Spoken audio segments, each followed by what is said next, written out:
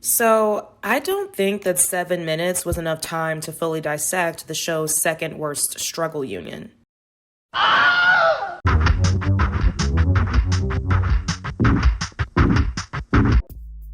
Welcome back to my channel. If you're new here, thank you so much for checking it out.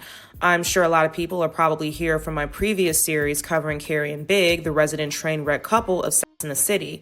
But now I think I need to revisit Miranda and Steve, who are competing with Carrie and Big in regards to the who suffered the most just to have a partner contest.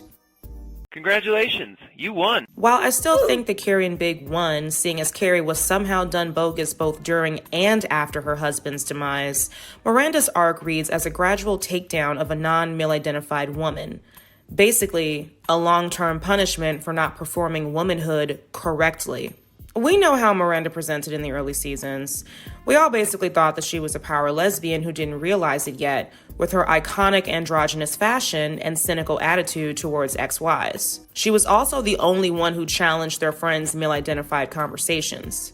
How does it happen that four such smart women have nothing to talk about but boyfriends? What about us? What we think, we feel, we know. Christ, does it always have to be about them? And then we were proven right in the reboot, even if the sudden change was a direct mirror to Cynthia Nixon's real-life orientation switch after a long-term partnership with a man. However, getting there for her was no picnic. To feel as though she was womanly enough as her more conventionally attractive friends, Just make sure that the other woman isn't a friend. I think that I'd feel safer with a friend, with someone I could trust, like Carrie. I'd go with someone who has a little more experience, like Sam. There is something sexy about a first-timer like Charlotte. Am I ugly? I'm never gonna be a girly girl. I just can't believe that a guy would think that I was sexy. She screams. I wish I could be more like that. Jesus, Miranda. It's like you're the guy sometimes. Crying on your shoulder.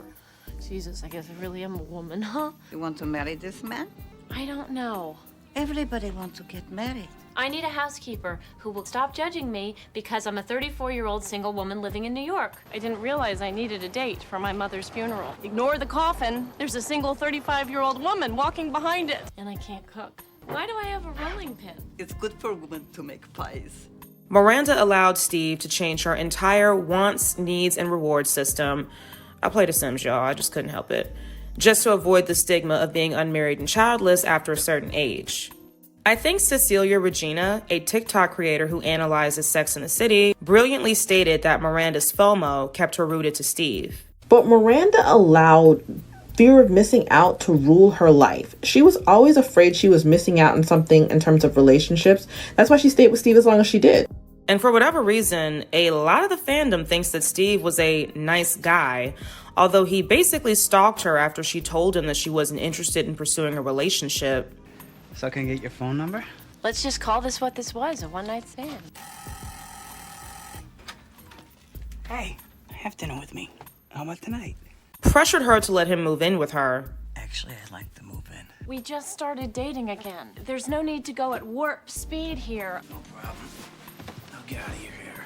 I'll leave the key. No. Attempted to baby trap her so he could continue living in her home. We should have a baby. You're serious? Yeah, I'm serious. The timing's perfect. We've only been living together for 2 months. It's way too quick, and I'm up for partner at the... We cannot have a baby. Sprang a puppy on her, promising to help her take care of it, and then didn't do it. And who would take care of the test run? Me. Okay. Steve! The dog! We get this puppy, and already I'm the only one taking care of it. Used her home phone number to call other women while still living in her place after they broke up. Hi, is this Steve's number? This is Myra. We met last night. I'm the advertising exec who ordered the Amstel Light. Used a hand-me-down ring to propose to her when he finally did get her pregnant. The ring was not good. I helped pick the ring. What are you, crazy? Passive-aggressively threw his new relationship in her face. They're Steve's and Debbie's, his new girlfriend. Pressured her to move to Brooklyn. In our price range, 3-bedroom. I'm putting my shoes on. Outdoor space. I'm getting my bag. Finished basement. It's a house? In Brooklyn. What? It's a good place. Steve, we're not moving to Brooklyn. I'm a Manhattan girl. I don't like anything not Manhattan. This isn't just about you anymore. And look at all this space. You owe it to all of us to really look at this place. We're a family. Let's chase the dog around. Miranda couldn't deny what was best for her family. We're very interested, but I'll want to bring in an engineer. I'd require a long escrow, and if the furnace isn't up to code, I'll need it replaced. Was useless enough as a parent where even after marriage, Magda still had a job. Miranda, relax. Magda hasn't even finished yet. I still have a brief to work on when I get home. I'll go to the bathroom. I'll take him. Thank you, Magda. Until you find a better job, you can be home and help out around the house. I've waited too long to get here. I can't keep living like this. Coming here, doing laundry, dropping off Brady's medication, cleaning the rotting Whole Foods leftovers out of the fridge. Tell your son to stop. What? They're making out. It's your turn. I can't always be the bad guy. Cheated on her when she, the breadwinner, was too busy for sex. We never have. You want to get it over with? I had with someone else. You and I hadn't had in a really long time, and Whined about her cutting him off in therapy after he cheated. Miranda, I know I made it hard for you to trust me, but you made it hard for me to trust you. Me? The way you treated me and cut me out of your life like that? I mean, yeah, I broke a vow. But what about the other vows? Like promising to love someone for better or for worse. What about that? What kind of shit is that? And then once again became a passive-aggressive asshole during the aftermath of Miranda's infidelity. Good morning. Morning. Despite all of this, Steve is somehow viewed as a saint who deserved better.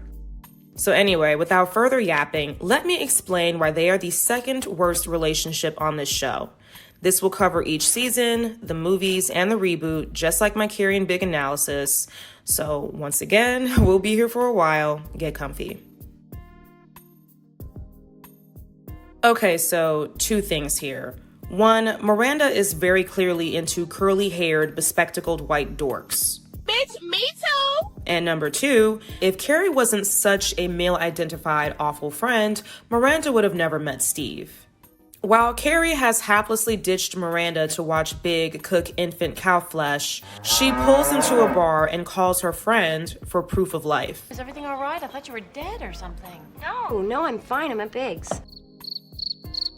You're at Biggs? You and I are having dinner tonight. He got this veal. You blew me off for a piece of politically incorrect meat? Enjoy your veal. Obviously pissed off, Miranda orders a glass of wine from Steve, who immediately chastises her for not being nice enough. I'll have another glass of wine. Please. Please what? I'll have another glass of wine, please. You don't talk to me like that. You're not my dad. Are you allowed to talk to me like that? Yeah, enjoy. Thank you. Steve. Thank you, Steve.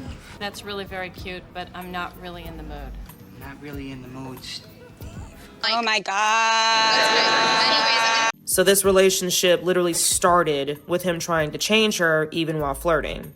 Lucky for Steve, because Miranda was so pissed at Carrie for being dick dizzy over Big, she allowed him to distract her by plying her with free expensive wine.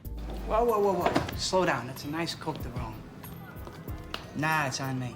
And why would that be? See, I'll hang out and talk. If you leave, I'll have to listen to those NYU kids with the Amstel lights discuss Fiona Apple.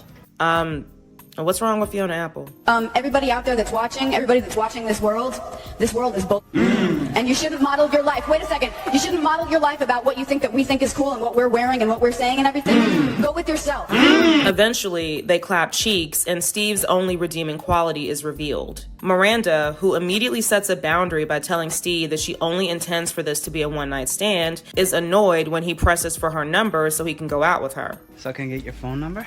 Why? To call you up and ask you for a date? Look. Steve. Look, Steve. Let's just call this what this was, a one-night stand. Stop by the bar. See me sometime. Okay, whatever. Bye. Exit that way. Thank you. Despite being told by Miranda that she doesn't want anything serious, Steve shows up unannounced to her apartment the next day and demands that she go out with him. Yes. Steve. Steve who? It's over. I told my wife. Who is this? Steve Brady, the bartender. What do you want? You want your neighbors to hear? Hey, thanks for letting me in. Did you forget something the other night? No, I didn't have your number and I wanted to tell you something. I like you. Translation. I think you're an easy lay and I'd like to have sex again. It's not like that. Have dinner with me. How about tonight? No, I have plans. You don't have plans. I said what I said. I'm meeting my friends downtown at Denial for dinner. My buddy works over there. I'll meet you for a drink. What time? 7. What time are you really meeting them? I like you, and I want you. Now we can do this the easy way, or we can do it the hard way. While out with the man who essentially bullied her into going on a date, he is flummoxed when she acts like she was bullied into going on a date with him. Well, if you want good service, send a bartender. And if you want a good go home with one. You need to leave! Miranda, can I talk to you over there? Why do you hate guys so much? Wait. What? What do you want? I just want to get to know you better. You don't know me. Then let me get to know you, damn it. Can you for 1 second believe that maybe I'm not some full of guy? Do you think that maybe you can believe that? No. Maybe I've just slept with too many bartenders. Keep in mind, her previous suitors had jaded her even further than she already was. One had an unhealthy porn addiction. Could you move your head a bit to the right? Bruh. One viewed sex as dirty because of his unresolved religious trauma. Look, I'm just gonna go jump in the shower. There's nothing sinful about sex. Oh, really? Thanks for clearing that up. What are you gonna tell me next? That God made the body, if God made the body, and sex is an expression of that body, how can anything made by that God-made body be considered sin? It's a miracle! I'm healed! She ran into the guy that broke her heart ages ago. And just when Miranda decided she was the only woman in New York with any real perspective on men, the former love of her life, walking hand in hand with the woman he left her for. She watched her crush marry Arlene from True Blood no less than 2 seconds after meeting her. Jeremy Fields. Oh, I'm sorry. Madeline Dunn. 2 seconds later. She just agreed to marry me. And her most recent suitor lied about his marital status. I'm sorry, his date can't speak right now. Who may I say is calling? His wife? So it's understandable that her lack of enthusiasm for men at the moment is up to 11. All the way up. Where can you go from there? She does eventually gain a change of heart. Why?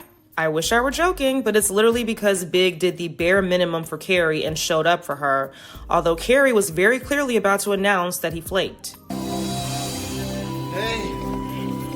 Whoa. Boy, it's really coming down out there. You remember my friends? Of course I do.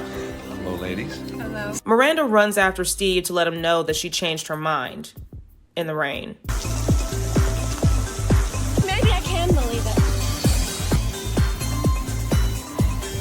Girl, you gonna get sick. Now that Steve and Miranda are officially dating, although at the moment it looks like they're mostly just screwing, it's time for Miranda to be bullied into altering her busy schedule. Hey, I'm sorry. I thought we'd be closing the bar earlier. Ah, geez, you were asleep. No, I'm up. Thought we were gonna close the bar around 2. Then we got this big group of Japanese bankers came in, and all they want is these big flaming drinks. And then we got sick. But if she can't stay up long enough for him at night, this carries over into the morning, when she has to work. Come here. I have to go to work. Not yet. Steve, an alleged New Yorker, I'm Queens and I'm pretty cute, who should be used to people constantly on the go due to the fast-paced nature of the city, and who apparently has no idea that 9-to-5 jobs exist, is flabbergasted that Miranda has to take care of her responsibilities on the weekend. I'm getting up. Ah, come on, it's Saturday. Come on, lay down, slow down. How long are we gonna do this? It helps if I have an endpoint in mind. I respond well to limits. That's your problem. You got too many limits. Look, Saturday is my free day, right? I have spinning, and then I get my dry cleaning, and I have my nails done, and I do my grocery shopping for the week. Okay, you're not sounding very free to me. You got responsibilities and chores? And since he is a king baby who must always have his way, when Miranda asks, Do you want to come with me and get my dry cleaning? she gives in and cuddles with him longer, causing her to miss running some of her errands. I've been horizontal all day, and I had errands to do. I miss spinning. Charlotte, of course, cajoles her to change her schedule for Steve, although he is compromising literally nothing for her. After we do it in the morning, he just wants to lie there with me. Everyone wants a guy who wants to cuddle. Why do I have to be the one to change my routine? Well, maybe because you really like the guy and it wouldn't kill you to slow down a little. Oh my God, bro, is riding all you do? Shockingly, Carrie is the one who eventually asks, why is it the woman that always has to change and never the guy? Miranda continues seeing Steve, picking up a caffeine addiction in the process. He comes over late, and Miranda, attempting to stay up so they can screw on his time, is delighted to find out that now Steve has passed out. I've had 5 cups of coffee. Meet me in the bedroom. I'll get the wine.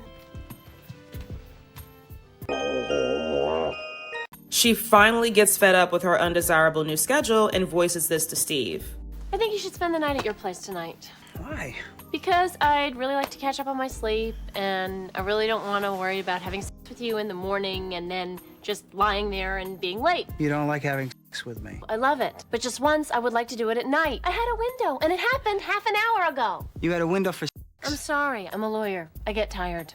He, of course, wastes zero time in guilting her for wanting to get to work on time. When you get a picture window or a whole doorway at time, call me. Miranda had never felt less like a successful lawyer in her life. For whatever reason, Steve is ushered back into Miranda's good graces by calling her from a payphone and telling her to look at the moon. Do me a favor. Go to the window. Okay. Now look up. Oh my God. It's a blue moon. Okay. It was right then that Miranda finally slowed down and gave in to Steve. Come over when you're done, okay? The idea here being that despite how completely opposite they are, Steve is a good match for her because he's forcing her to slow down and appreciate things that she's too busy to notice. Cute, but once again, Miranda ends up late to work. Really late. Miranda was an hour late for work and didn't even notice. You think she's being yelled at for her constant tardiness? I mean, she gets chastised in season 6 for her consistent lateness after having literally birthed a child. You've been late rather frequently. There was the deposition last Tuesday and the motion hearing last Friday, and you left early on Monday. Miranda, racking up attendance conversations and now drinking coffee at night to satisfy her new partner, is in coupled bliss with Steve, who has finally realized they can hang outside of her bedroom. She was dating a bartender who worshipped her, and Miranda was so crazy about him in return that she let him take her out to dinner, but only to places she knew he could afford. Saturday, my firm is having its annual dinner thing. You probably should wear a suit. You do have a suit, right? Sure I do. It's really nice. It's gold. It's gold? Corduroy? It is in this episode where we finally see the glaring difference between Miranda and Steve. She's rich and he's poor. We see this firsthand on 2 occasions. First, when Miranda sees Steve's most likely illegal basement apartment.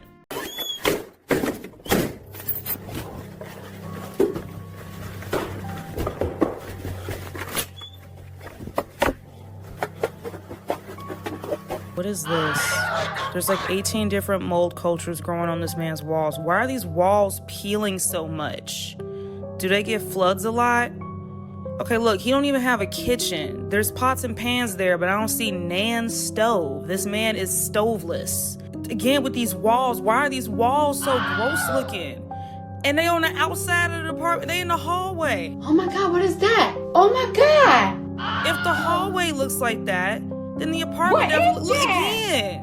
What in the actual This is a death trap. He got the nerve to have one little poster. One little poster. Like, for what? This is not a decoratable apartment. This apartment is disgusting. You like? Bruh. It's sweet. Why the fuck you lying? It's hot, it stinks, it's dirty. It's cheap. And it's near the bar. And you never have to come here again. And this would greatly explain why he always wants to lay up in Miranda's apartment. It doesn't help that Steve is as fashionably challenged as season 3 Aiden in the suit department, which is the second tell that their relationship won't work. He's just happy being a bartender, period. No aspirations beyond shaking the cocktails and refilling the peanut bowls. I don't know how you can get serious with a guy whose entire future is based on tips. None of this matters to me. I just don't want it to matter to him. But you're talking about more than a difference in income. You're talking about a difference in background and education. This guy is working class. Because Steve is on track to becoming Miranda's first child, she needs to dust him off and make him look good for school pictures. For her fancy lawyer event. Could you do a cuff with a nice little break? Will these be the shoes? I think we should take the shoes. Jesus, $1,800. I guess I better not spill anything. Don't worry, it's my treat. Excuse me, what the actual you? What? I invited you to this thing. I want to pay for the suit. No way, you're not buying me a suit. But I wanted to do this for you.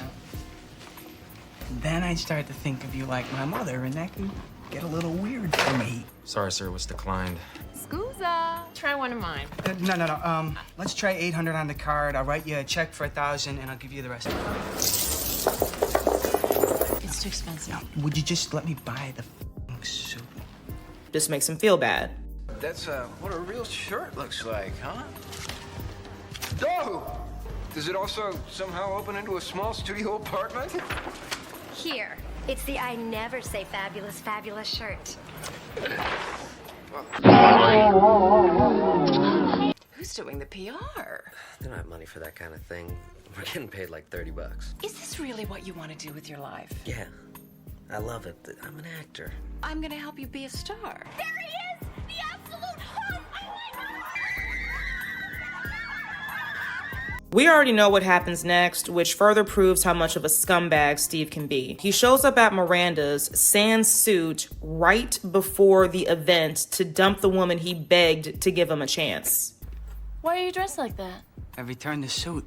Couldn't afford it. Then why didn't you let me pay for it? Miranda, you need to be with a guy who's more on your level. Being in that store with you, I didn't feel good about myself. You want to break up with me over a suit? There's always gonna be things out of my reach. Got it. Well, thanks for the info and standing me up. Steve is not wrong about how incompatible he and Miranda are, but Miranda could have avoided all of this by simply not giving in to his wants. She gave in to him pressuring her to give him a chance, and because of it, Miranda has disrupted her circadian rhythm, jeopardized her job by showing up late multiple times, went on birth control that she most likely didn't want to even go on. Do you need more orthonovum? I'm going off it. Yes, I sort of jumped the gun going on it in the first place because Steve, the guy that I went on it for, the first real relationship I've had in years, is over. And worst of all, added yet another guy to her long list of disappointments. An hour later, adrift in a sea of Italian wool crepe, Miranda wondered what was really so wrong with corduroy anyway. Again, the message being that men do not have to change for women. Women have to change for men. Okay, so it's been maybe like a few weeks or months, depending on the show's timeline. Miranda and Carrie are out together buying flowers before brunch when Miranda sees her ex and is instantly re-traumatized.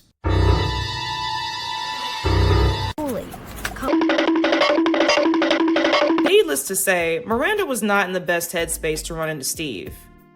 As usual, just because her friends think Steve is a nice guy, they display more sympathy for him than Miranda, who was dumped by this same nice guy before a major work event. He just looks so hurt, like a kid in one of those big-eyed velvet paintings. Oh, poor Steve. Well, I'm sorry. I panicked. It is completely understandable that Miranda would not want to reconnect with him after this.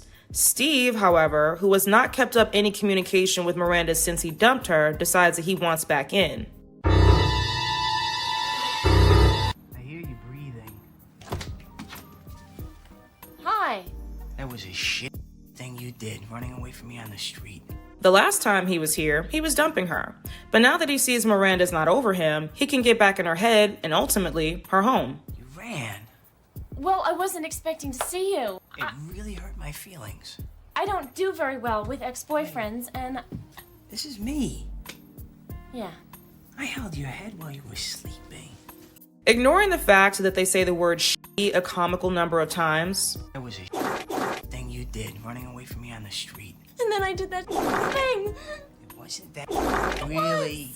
It was a thing. I'm a person. You're not a person. I am. You would never do anything that. What do you call showing up at your apartment in the middle of the afternoon and calling you? Yeah, that was pretty. Steve manages to flip the script, and now Miranda, who didn't do anything wrong, is crying and feeling like a terrible person on what was supposed to be a relaxing Sunday afternoon. Just because we didn't make it as a couple doesn't mean we can't have a friendly meal once in a while, does it? I guess not. So what are you doing Friday? This time, however, Steve is totally fine letting Miranda pay for dinner. Gee, I wonder why. So, thanks for coming out for dinner. Well, thanks for letting me pay, finally. Hey, that's what friends do, isn't it? I also wonder why they ended up in the bedroom of all places so he could demand that she give him back his t-shirt. And because Steve is good for one thing and one thing only, they of course end up doing it. Oh, here we go again. So we had good reasons for breaking up, right? Money, schedules, goals. That is not correct. Miranda, you need to be with a guy who's more on your level. Look, I think you're an incredible lady. You want to break up with me over a suit? Miranda is in a vulnerable state and would rather spin the block than end up dating yet another weirdo, so we already know that she will eventually let her guard down and allow Steve to slowly work his way back into her life. The season ends for them here, but the next one showcases Steve at peak hobosexual. Actually, I'd like to move in. We should have a baby. This isn't gonna work, Steve. Bruh.